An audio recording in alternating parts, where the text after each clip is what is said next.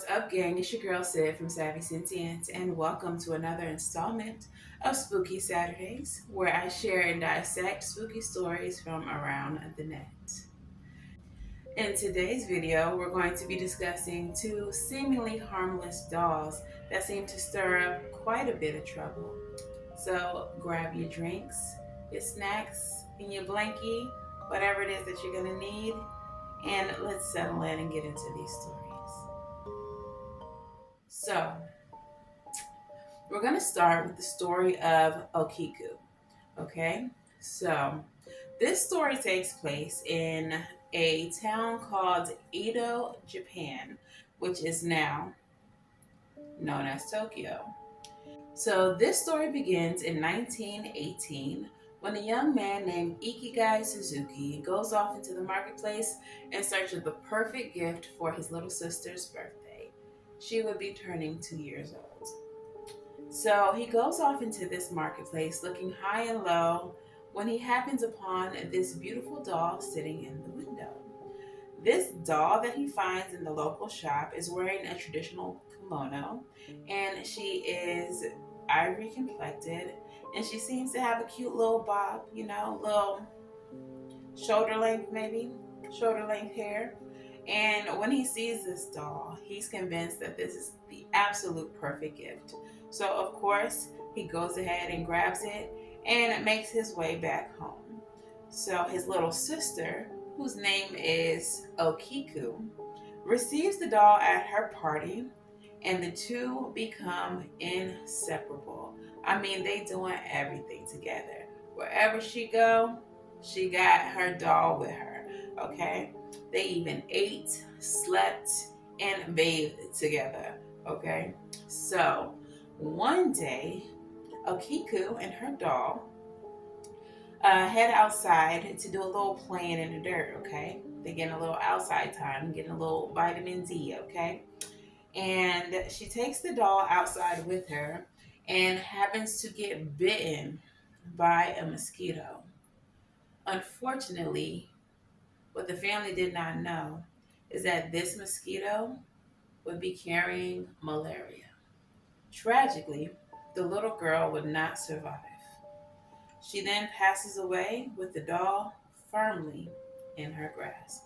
The family actually wanted to bury the doll with Okiku. However, due to governmental oversight and circumstances, quote unquote, due to circumstances which prevented this, they were unable to bury the doll with her. So, what they decided to do instead was place the doll on an altar in honor of Okiku. In fact, they even began calling the doll itself Okiku. Several days after placing this doll on this altar, the brother notices that the hair on the doll seems to continue to grow. Not continue. Doll's hair shouldn't be growing. He notices that the doll's hair is growing, and it's much longer than it was when he initially bought the doll. Her hair had grown from shoulder length all the way down her back. And instead of being this jet black, beautiful hair that it was when he initially bought it, it was seemingly becoming more brown, and the ends of the hair were becoming more tattered, and it was giving the appearance of actual human hair. So when he brings this to the attention of his parents, their solution is to cut the hair.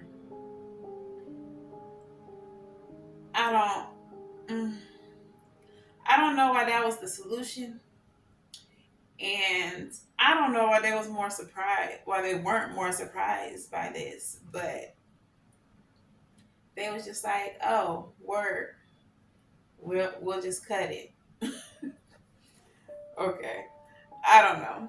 Shortly after the brother notices this, and shortly after they do their supercuts from the house, um, they start to have dreams, each one of them, the mother, the father, and the brother, about Okiku and about this doll.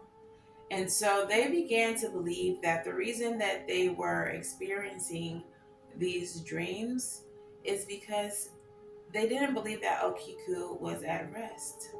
Okay, so these dreams would intensify and they would go on and on and on.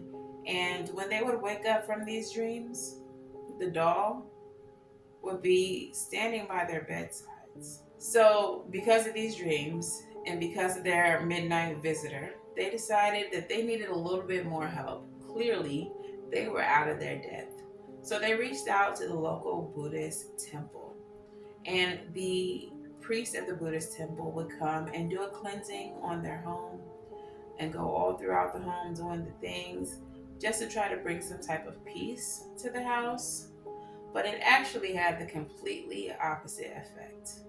In fact, they were now starting to see more activity in the house, and it seems that this cleansing actually aggravated the spirit more than it did bring it to peace. So they started hearing banging, they started hearing whispers, they started hearing disembodied voices all around their house, which is interesting because they only thought that they were dealing with Okiku. So who are these other folks whispering and chatting about the house? Questions that need answers. So after 20 years of enduring these crazy nights, these people chatting around the house that they cannot see, these bumps in the night, and these disturbances, having their sleep interrupted for 20 years, this is when they finally decide that it was time to move out of the house. It was time to go, okay? So, for obvious reasons, they didn't want to bring this girl with them. They didn't want to carry Okiku Jr. around with them.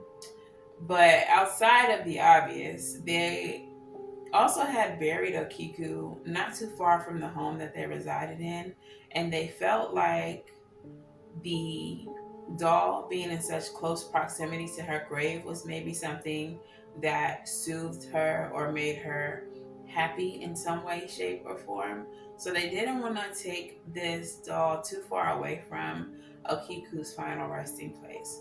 So what they decided to do instead is to leave this doll at the Buddhist temple in their care. Once Okiku got to the Buddhist temple, they also set up a shrine in her honor, just like the one that was in the home. And the priest started realizing too that homegirl hair still grows. So obviously, this is a very curious situation because how sway? So apparently and allegedly, the priests go and get the hair tested, and it turns out that the hair is actually human hair. Now, I don't know what kind of test they were doing because if y'all remember, this story takes place in the early 1900s. And only 20 years later, I don't think there would be like DNA. DNA didn't come out until like the late 1900s.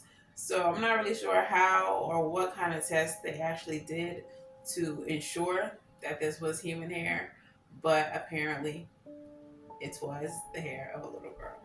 So, like I said, they had an altar for her as well, and they would appease the altar by cutting the hair as well, just like the family would do. But just like the family, the priest experienced dreams, disembodied voices, and just all of the previous shenanigans from before. So even being in a Buddhist temple, surrounded by priests, Okiku Jr. kept on her shenanigans and she kept on carrying on. So much so that even when the priests would go home, they would have activity in their homes and they would have dreams and be bothered by Okiku even when they were not in proximity to her. Eventually, they finally just came to realize that there really was no making her happy outside of doing the girl's hair. And I mean, I guess Okiku was a girl's girl. She liked haircuts. She liked makeovers. She just wanted to be cute. And that is the only way to make her calm down. And so I guess until this day, till right now in 2024, the priests are over there in the temple just making sure that Okiku stays cute. And that is the only way that they are keeping her calm. So if you're ever in Japan and you want to go holler at the girl, make sure you bring some scissors with you so that she don't follow you home and terrorize you in your dreams. Okay, so that is the end of the story of Okiku. Now let's get into the story of Robert the Doll. So the story of Robert the Doll begins in 1904. A loving grandfather is traveling through Germany and happens upon a doll that he feels would be a awesome gift for his 4-year-old grandson. When he comes back to the States, he gifts this doll to his grandson, Robert Eugene Otto, for his 4th birthday. Apparently, dolls were the jam back then because we giving them away at everybody's birthday. This doll stood 4 feet tall, about the same height as Robert at 4 years old, with a little stuffed animal of a dog attached to it, and what is allegedly human hair attached to his head. From the time that Robert received this doll, he was inseparable from it. I mean, they was besties, okay? He loved this doll so much that he actually took it up to the attic and created its own space. He gave this doll a room in the attic, as if it was just another child in the family. Shortly after giving the doll his own room and treating him as if he's just another child in the family, Robert claims that the doll is telling him that he would actually like to be called Robert henceforth and evermore. And also that he should probably just start going by his middle name. And so this doll essentially just deboed this kid out of his own name. And for the duration of his life, he actually went by Eugene, never reclaiming the name Robert again. So for the duration of this story, I'll be referring to Robert as the doll. The doll is Robert. And Eugene is the boy slash man. Okay, so not only did Eugene give Robert his name, it said that he would also share his clothing with Robert. So the sailor suit that we initially see him in is one of the items that is speculated to actually be a outfit that belongs to Robert. And there's pictures around the internet of Robert the doll actually showing up in this clown ensemble. So that may be the original outfit that he had when the grandfather brought him to Eugene. At this point, it's really giving the youngest son in the family. It's really giving the youngest kid that gets the hand-me-downs, because like at what point is this a doll? This doll seems to have a lot of autonomy and opinions, and like it just doesn't seem like we're talking about a doll at all. But I digress. So when it would come to playtime for Robert and Eugene, Eugene's parents would claim to hear Robert and Eugene having conversations behind the closed door. They would hear Eugene speaking to Robert, and then they would hear a response that would come in a deeper voice. A voice that Eugene claims that he can't emulate because it's never been him. He says the whole time it's always been Robert, so he can't mimic the voice because he doesn't know how. It's not his voice. Visitors that would show up to the Otto home would claim that when they looked at the doll, they would see the facial expressions change on the doll. They would see Robert move, change his position, although it would never happen while they were looking directly at Robert.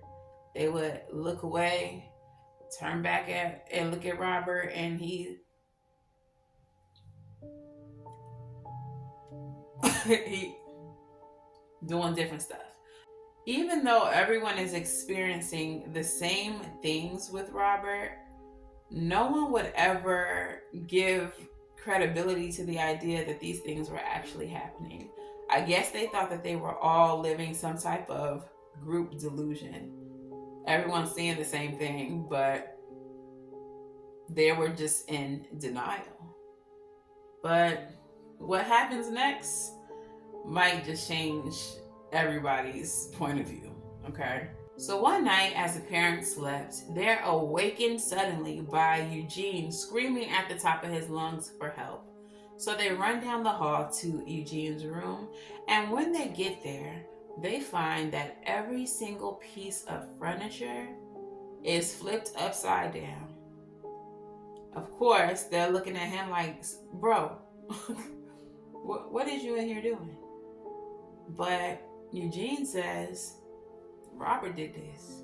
Moving forward, they begin to hear sounds coming from different areas of the house, noises, things breaking and being destroyed, including one of Eugene's most favorite toys.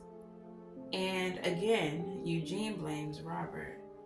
At this point, they're starting to think that Eugene is having severe behavioral issues and is using Robert as a scapegoat to avoid getting in trouble. Now, the part that's getting me, the part that's taking me aback and a forth, is that whenever visitors, other adults even, come to the house, the parents, like everyone has claimed to see some type of activity coming from Robert. But when Eugene directly says that I'm not doing these things, I'm not responsible for these things, it's Robert, everybody look at him like, nah. Like, it's not mathing to me. It's not making sense. And in a way, I kind of just feel like they're using Eugene as a scapegoat because they don't want to acknowledge the fact that these things are really happening. So it's easier to blame a bad kid than it is to say there's some supernatural shit happening in our house. Like, because how? Y'all all see it. Y'all all experience it. But anyways, let's keep going with the story. But that was just really bothering me. I was just like, what? But anyway. So I guess they'd rather stay in denial and punish the young lad for everything that was happening. So what they decide to do next is actually punish Eugene by separating him from Robert. So Robert is then locked in the attic, and Eugene is just supposed to live his life without his bestie. But do y'all think that being grounded stopped little Robert? Of course not. They in this house hearing little Robert running around on top of their heads, just hooping and hollering and carrying on, just ripping and running, as the old folks say. It seems as though grounding Robert actually intensified the activity within the home. They would even hear voices and laughing and giggling from rooms that were supposed to be empty. Mind you, Robert's locked in the attic, okay? But they would hear him in rooms where he wasn't supposed to be. There would be times where they would even think they saw him running around. But how? He's locked in the attic. So, who took Robert up to the attic? Supposedly, Eugene's aunt, who I guess lived in the house as well, was the one to take Robert up to the attic and lock him in a chest. The very next morning, allegedly, she was found in bed, no longer in the land of the living, taking her final nap, and it appeared to be from natural causes. However, no one involved could shake the feeling of Robert having to be involved. It was just too coincidental that she was the one to lock him up, and the very next morning, she was no longer with us. Shortly after this, they decided to send Eugene to boarding school. Perhaps they just didn't want him in the home after such a tragic event had taken place. Or maybe this was just to put further separation between Robert and Eugene. At any rate, he went off to boarding school, and the story picks back up with him returning to the estate as an adult with a whole wife due to the news of his mother's passing. Upon returning to the estate with his new wife in tow, the first thing he does is shoot up to the attic, grab his homeboy, and they back like they never left. My boy said, "Twin, where have you been? Nobody knows me like you do." No. Okay. They link right back up like they never left. Excuse me, Brenda. I'm hitting Brenda. So, Annette, the wife, she did not like Robert at all. It was just something about this doll that she just did not like. In addition to that, it would seem that whenever Eugene was in the presence of Robert, his behavior would change substantially, even to the point of being abusive. And he would blame that abusive behavior on Robert. At this point, Eugene is a full grown man. Imagine blaming your behavior on a doll. Even if there is some truth to it, even if there is some type of supernatural influence, as someone who is just joining the family, Miss Annette, she's just showing up on the scene with her new husband to find that he has this obsession with this doll and he's treating her badly all of a sudden and saying it's the doll. I know sis was just sick of it. Like, how do you even process something like that? But she wasn't feeling it.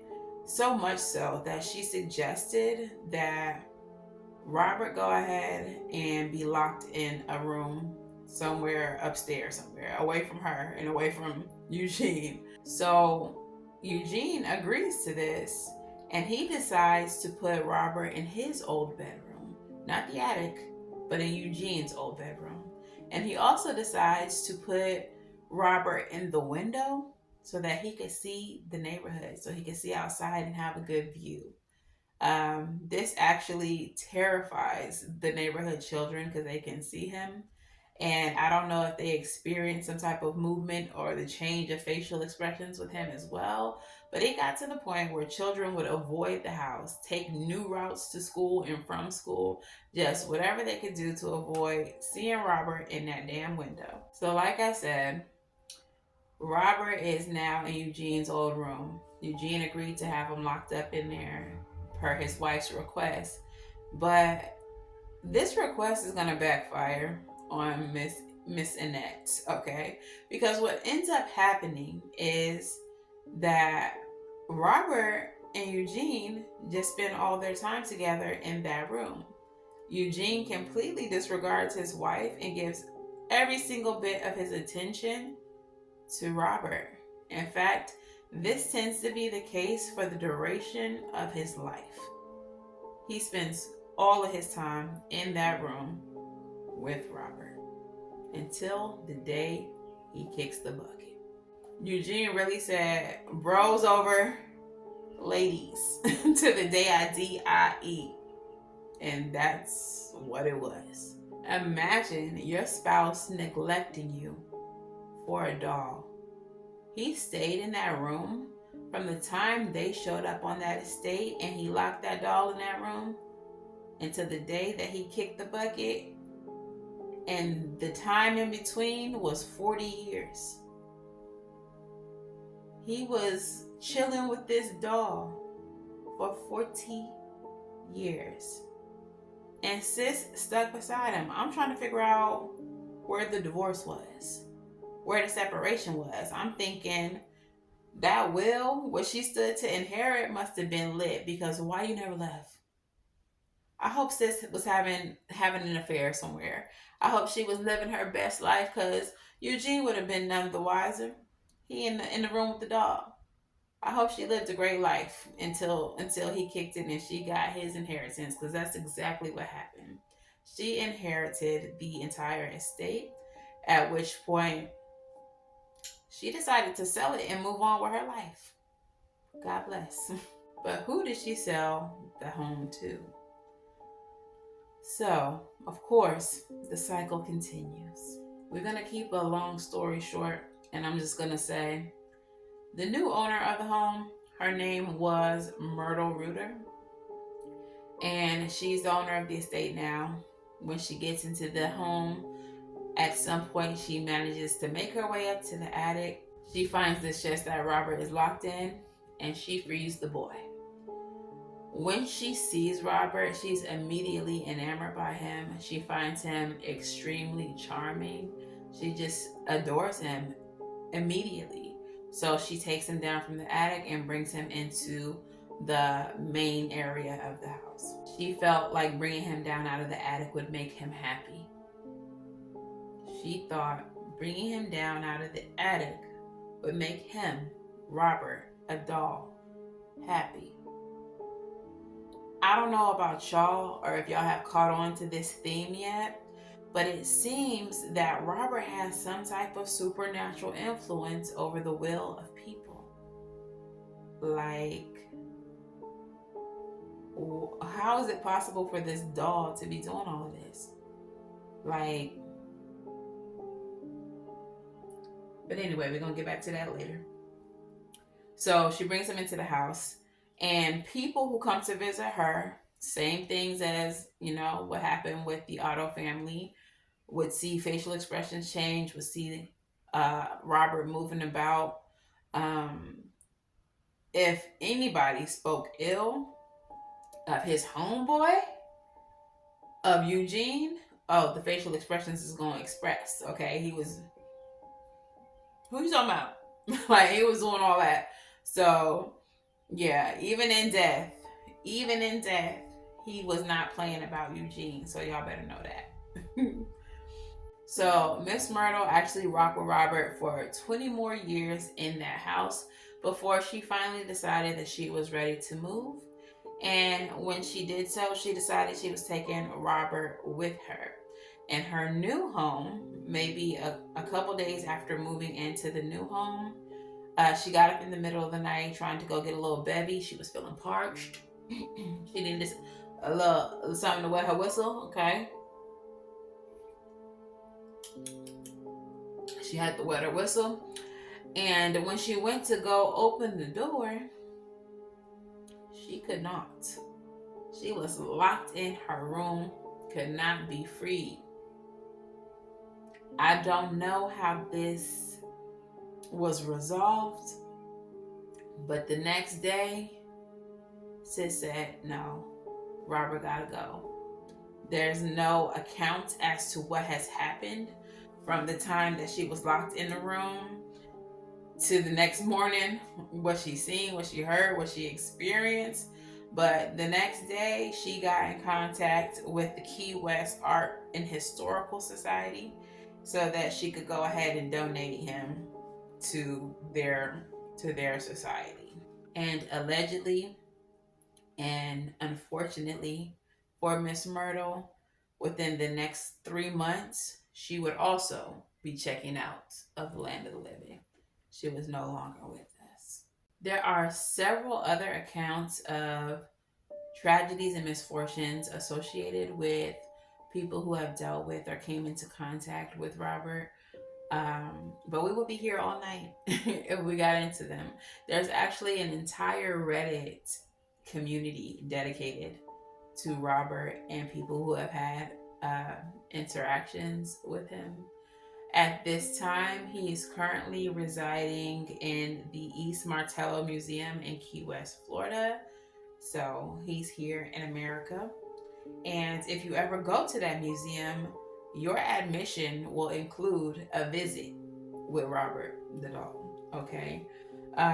There are several reports of strange occurrences with people who have actually visited the museum as well. So even just seeing him as an attraction has caused strange things to happen to people, especially those who wish to take pictures of him or with him. So some of the things that would happen is that every single picture that they would take would either come out blurry, some would come out blank. There's even a story of someone taking a picture with him, and every single picture on their camera roll was replaced with pictures of Robert. They're just all Robert. So anything else they did on the trip, they didn't do. All they did was kick it with Robert. All right, so if you're ever going to visit this museum, there's actually rules of engagement to see or take pictures with Robert. You will have to say hello to Robert and introduce yourself. All right, be very kind when you do this. Then you will have to politely ask Robert if it is okay to take a picture of him or with him. And then lastly, you will have to thank Robert for his time, for allowing you to take pictures with him, and you will have to just be very gracious. If you insult him, if you take him for a joke, you may leave that museum with some misfortunes. And people believe this so thoroughly that they have actually sent letters back to the museum asking for forgiveness from Robert, apologizing to Robert for disrespecting him or taking pictures without his consent, etc. and so on. There's even a story of Ozzy Osbourne who had visited the museum and bought one of the gift shop versions of Robert. So it wasn't even actually Robert the doll, but just like a duplicate that they sell in the gift shop. Ozzy Osbourne blames several tragic events that happened within the next year and health scares and health issues on Robert. So much so that he actually blew up the duplicate Robert in a mine, like exploded the mine with this gift shop doll in the mine. So even though Ozzy Osbourne at some point was a skeptic, he fully believes in Robert being haunted. So if y'all ever want to go down to Key West and visit, do your thing. For me, I kind of want to say hell no, but I'm not going to hold you. I'm not going to front or flex. When it comes to the spiritual aspect, just being in a medium, being sensitive to energy, there's a part of me that very much wants to just fill out his energy, see what it's like to be in the presence of Robert the doll. So if y'all do, let me know in the comments below how that goes down. All right, so let's get into what do I think is actually happening with these dolls in this story. All right, so let's talk about what we think is actually going on in both of these cases. This is the intuitive breakdown. So, I feel like there's two very specific possibilities in both of these cases, and they are that these cases are the result of container magic, or B, that we are dealing with a poltergeist. Okay, so let's start with the poltergeist theory, actually. What is a poltergeist? So, a poltergeist is an energy that can manifest from emotion, okay? In the case of Okiku, we have a 2-year-old who doesn't make it to C3. And we have a very loving brother, and we have a mother and a father who love her dearly.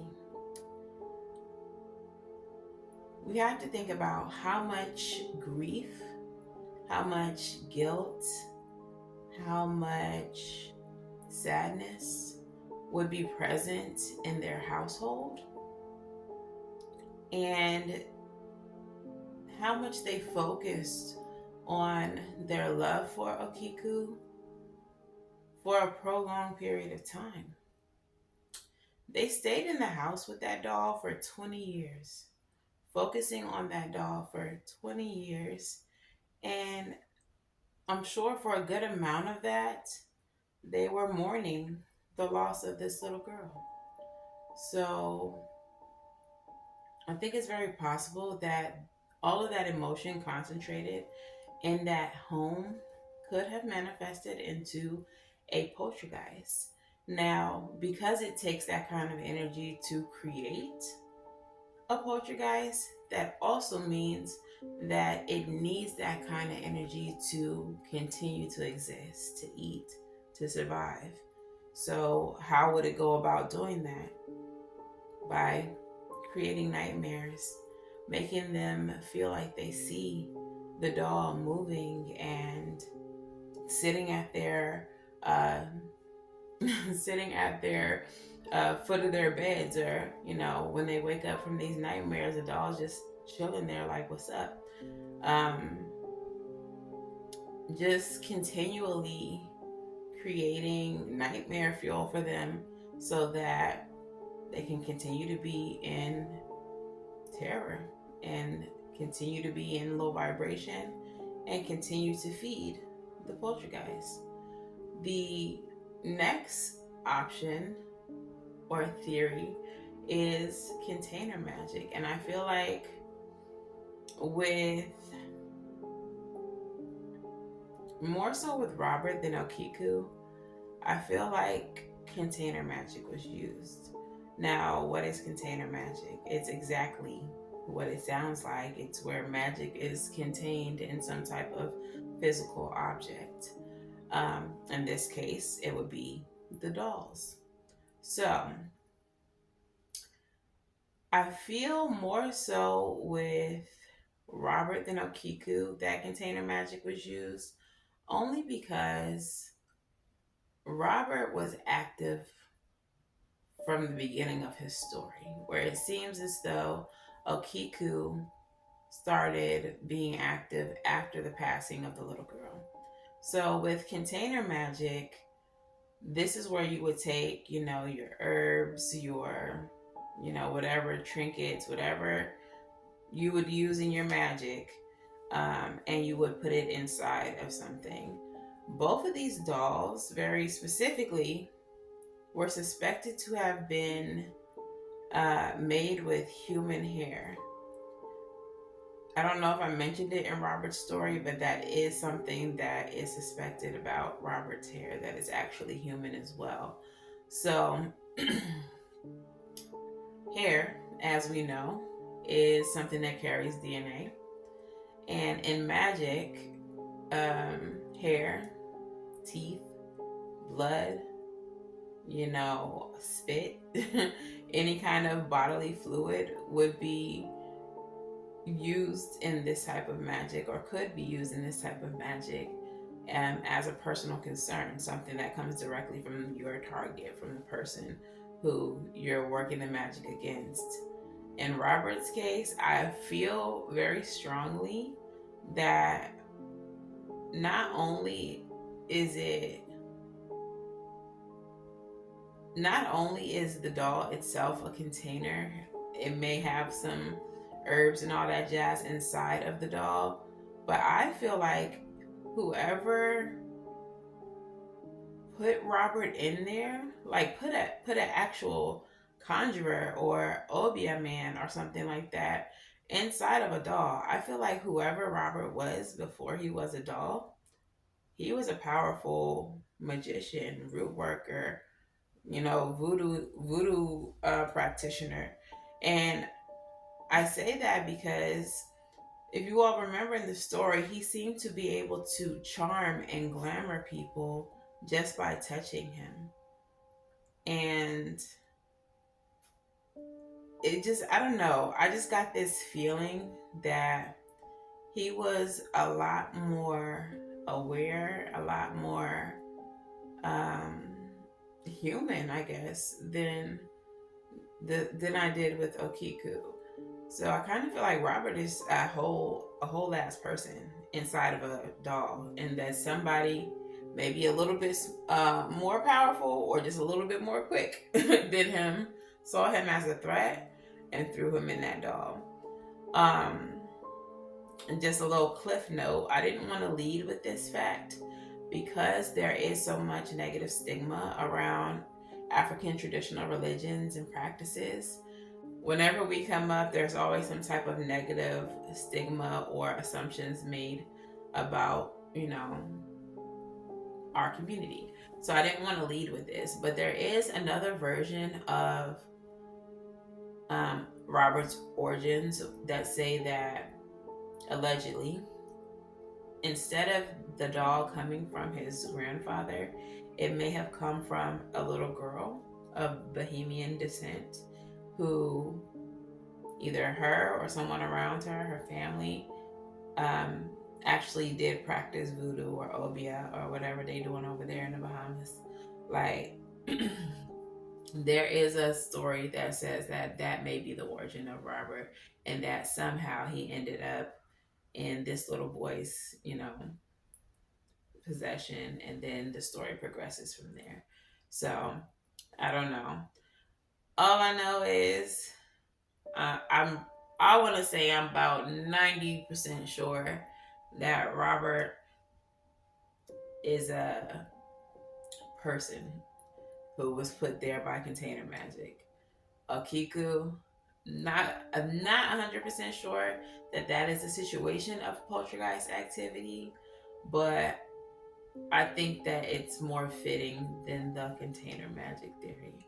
So these are my thoughts on our cute little power couple today. Let me know in the comments below what you think. Maybe you have an alternate theory. Maybe you agree with me. Maybe you disagree. Let me know in the comments below. By the time y'all see this, I might come up with 2, 3, 4 other possibilities. So let's talk about it in the comments below. All right, so that's all I have for y'all for now. I hope you all enjoyed these stories. If you did, let me know. And let me know what else you might want me to cover, what you want me to talk about. Until the very next time, I guess that's it. So I'm going to wish you all a good night. Sleep tight. And if you need to, go ahead and turn on the light. Okay? And I'll see y'all in the next one. Bye, y'all.